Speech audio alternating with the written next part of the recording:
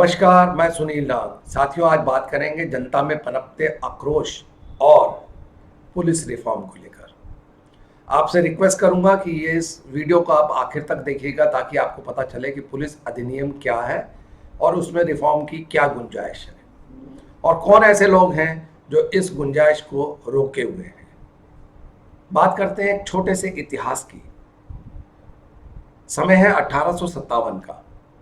विद्रोह की चिंगारियां पूरे देश में फैली हुई थी और वह असंतोष के बादल पुलिस पे भी मंडरा रहे थे। अतः ब्रिटिश इंडिया कंपनी ने उस समय सोचा कि एक पुलिस एक्ट लाया जाए और उस अधिनियम को लाने के लिए एक कमेटी बनाई गई 1860 में। उस कमेटी ने अपनी रिकमेंडेशन दी 1861 में और उस कमेटी की रिकमेंडेशन पे ही 1861 में ही यह अधिनियम बन गया। ऐसा नहीं है कि उससे पहले पुलिस नहीं थी, पुलिस थी पर अधिनियम नहीं था। इसमें सेकंड टाइम जो पुलिस कमीशन बना वो 1902 में बना। उस समय महसूस किया गया कि अब पुलिस की कार्रवाइयां बहुत बढ़ गई हैं, विवेचनाएं बढ़ गई हैं, कार्यक्षेत्र बढ़ गया, अतः एक ऑफिसर को बीच में डाल दिया जाए। वो ऑफिसर बनाया गया मजिस्ट्रेट। उसके बाद में ना जाने कितने कमीशन और कितनी कमेटियां बनी वक्त वक्त पर, जिनकी रिकमेंडेशन छुटपुट उतनी ही ली गई ताकि पुलिस पॉलिटिशियन के अंडर ही रहे।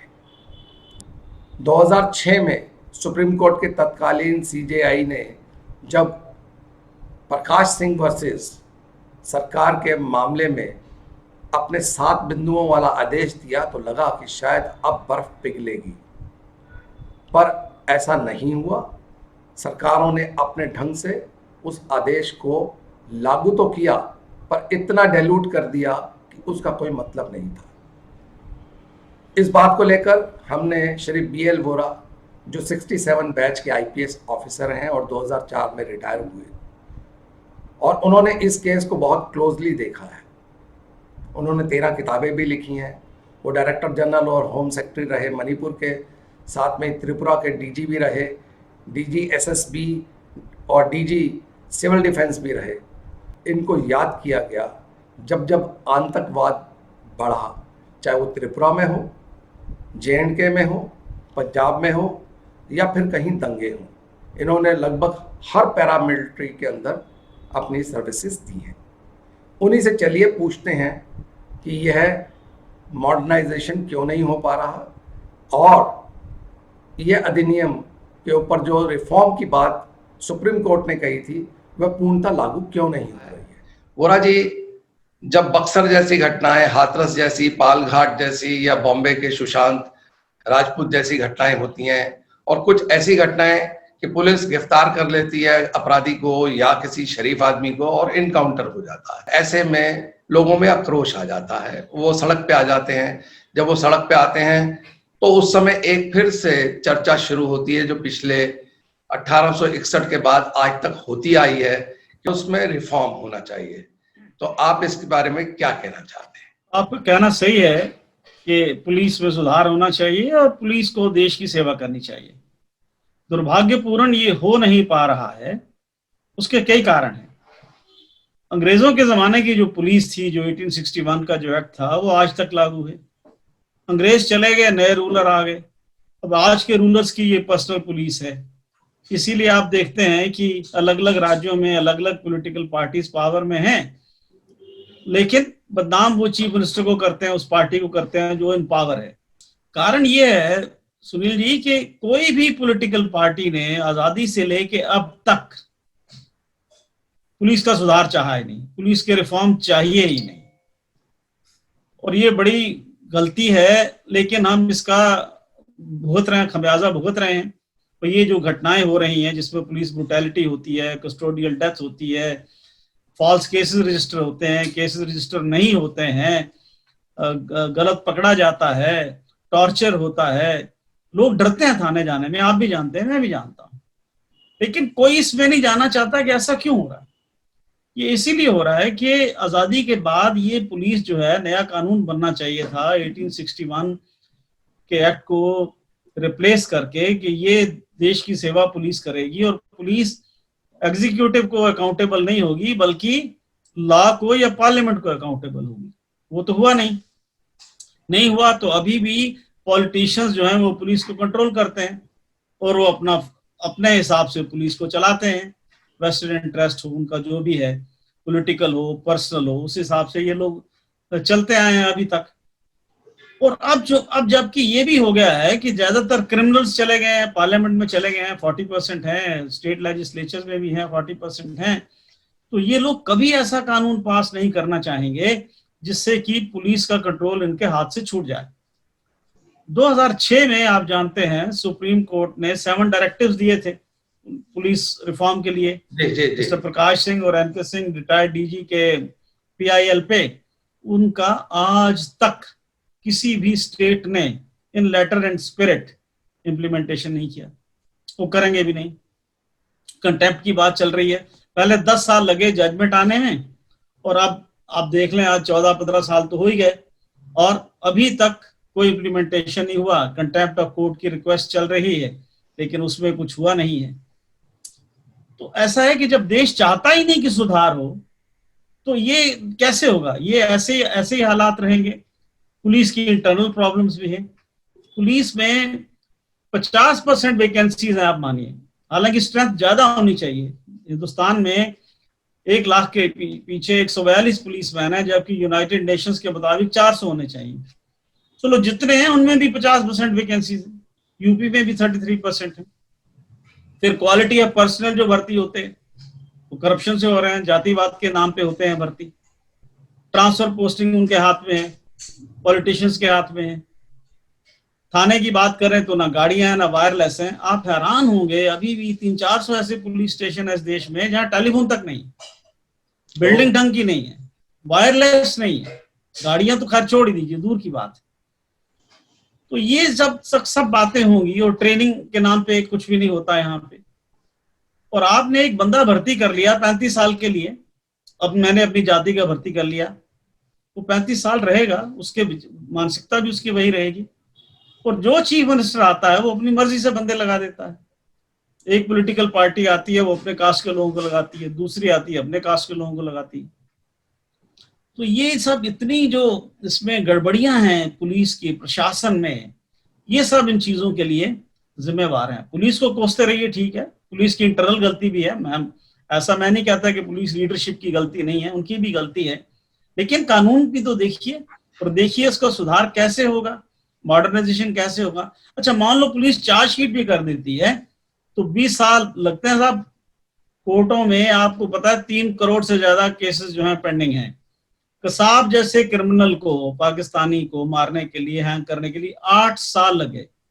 निर्भया केस में 8 साल लगे।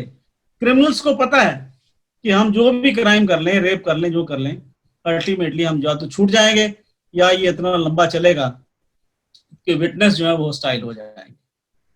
इस देश का दुर्भाग्य है।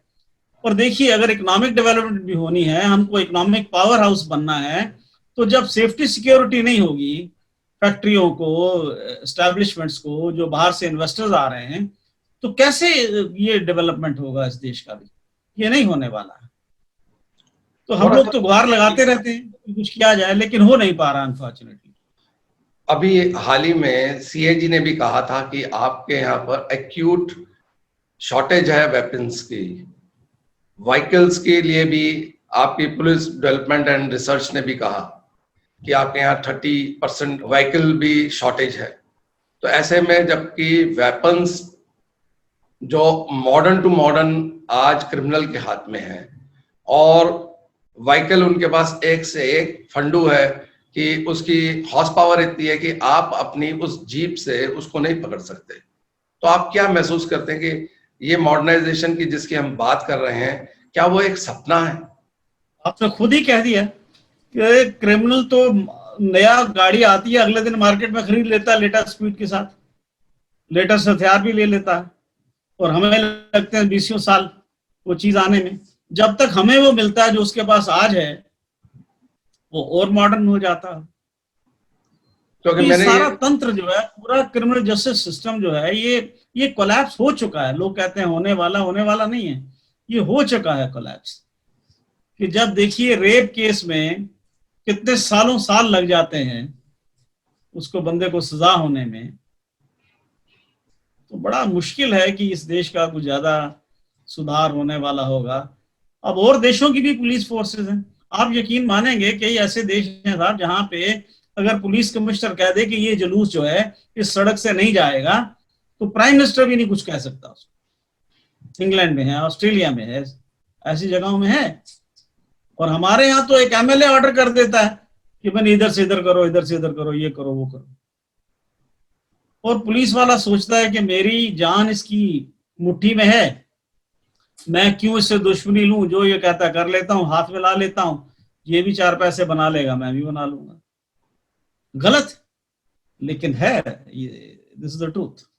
इसके पीछे 2 वजह मेरे को नजर आती हैं, या तो हमारी ट्रेनिंग में कमी है या फिर हमारे डायरेक्शन। वो तो मैंने कहा कि जी नहीं, कमी, वो ट्रेनिंग वाली कमी तो मैंने पहले कहा कि इंटरनल तो है, लेकिन ट्रेनिंग में भी लगाता कौन है अफसरों को? ट्रेनिंग में वो अफसर लगता है जो फील्ड में निकम्मा पॉलिटिशियन साबित कर देते हैं, या जो अफसर पॉलिटिशियन की बात नहीं मानता उसको तो ट्रेनिंग में चला जाए। तो ट्रेनिंग तो है, इंटरनल वीकनेसेस तो ये भी हैं, लेकिन बात यह है कि अगर आप एक जड़ पकड़ लें एक उसकी, या टॉप का इशू पकड़ लें, एक ही अगर पकड़ लें, पुलिस अकाउंटेबल हो जाए to the law and to the parliament, तो देखिए ये काफी चीजें जो है अपने आप ठीक हो जाए। तो बोलो साहब, मैं एक चीज को समझ नहीं पाया हूं कि अभी तक ना जाने कितने आपके यहाँ पे आयोग बने, धर्मवीर आयोग बना, पद्मा रवैया का बना, एनएन वोरा की एक कमेटी बनी, फिर उसके बाद में even though the best Indrajit Gupta जो हमारे तत्कालीन गृह मंत्री होते थे, उन्होंने भी इसको मॉडर्नाइज करने के लिए all chief ministers, all governors और चीफ सेक्रेटरीज को भी लिखा। तो लगा कि कहीं पर कुछ होता हुआ नजर आ रहा है, पर जेएफ ग्रेगोरियो के कमेटी ने भी जो कहा, फिर उसके बाद सोली सोराब जी ने जो एक अमेंडमेंट बनाकर 2006 में दिया, ये सब चीजों का मुझे कोई, फिर इसका मतलब तो कोई मतलब नहीं है, और सुप्रीम कोर्ट का भी कोई मतलब नहीं है कि उसने डायरेक्शंस दे दी हैं। सही, बिल्कुल आप सही कह रहे हैं तो कि आप कोई होप तो बताइए कि कौन सी होप होगी? अब आशा की किरण कहां से आएगी? आशा की किरण तो जी सुप्रीम कोर्ट ही है। एक सुप्रीम कोर्ट अगर कंटेम्प्ट नोटिस आज जारी कर दे, सबको कटघरे में खड़ा कर दे, उन्होंने जो कानून जो है, फर्जी जो कानून पास किए हैं इनकी सो कॉल्ड इम्प्लीमेंटेशन के लिए, बेवकूफ बनाने के लिए, और सुप्रीम कोर्ट कह दे कि ये करना है इतनी देर में। अभी देखिए ना, अभी सुप्रीम कोर्ट देख रहा है क्रिमिनल्स की ट्रायल के बारे में, कितने हैं, हजारों केसेस पड़े हैं लेजिस्लेटर्स के खिलाफ। तो ये आशा की किरण तो सुप्रीम कोर्ट है, लेकिन अब उसमें भी कब भगवान साथ देगा इस देश का या पुलिस का या यहाँ की जनता का, अब ये उस पर डिपेंड करता है। तब तक ये चीजें ऐसे ही चलती रही हैं, ऐसे ही चलती रहेगी, यही मेरा एक्सपीरियंस कहता है। अभी आपने सुना श्री बीएल वोरा जी को, उनके मन में एक खटका है कि ये आदेश माने जाएंगे कि नहीं, या कंटेम्प्ट डालने के बाद में ही सरकारें चेतेंगी। पर सरकार ने कुछ काम अपने शुरू कर दिए हैं, पर हाल ही में देखने में आया कि केंद्र सरकार ने एक अम्ब्रेला प्रोजेक्ट में 2017 में यह डिक्लेयर किया कि 2017 से लेकर 2020 के बीच 3 साल में 25,060 करोड़ रुपया खर्च किया जाएगा, जिसमें से 18,636 करोड़ रुपया केंद्र सरकार खर्चा करेगी, वहीं राज्य सरकारें 6,424 करोड़ रुपया खर्च करेंगी। इस मॉडर्नाइजेशन के आने से पुलिस में जो एक्यूट प्रॉब्लम्स आ रही थी सीएजी के रिपोर्ट के बाद कि उनके पास वेपनरी कम है, लिहाजा ये पैसा उसी में खर्च किया जाएगा। साथियों, आपको मेरा पुलिस रिफॉर्म का ये एपिसोड कैसा लगा? लाइक कीजिएगा, कमेंट कीजिएगा, शेयर कीजिएगा, सब्सक्राइब कीजिएगा, बेल आइकॉन दबाना ना भूलिएगा, ताकि YouTube आपको मेरे सब अपडेट और नए वीडियोस के बारे में जानकारी देते रहे। नमस्कार।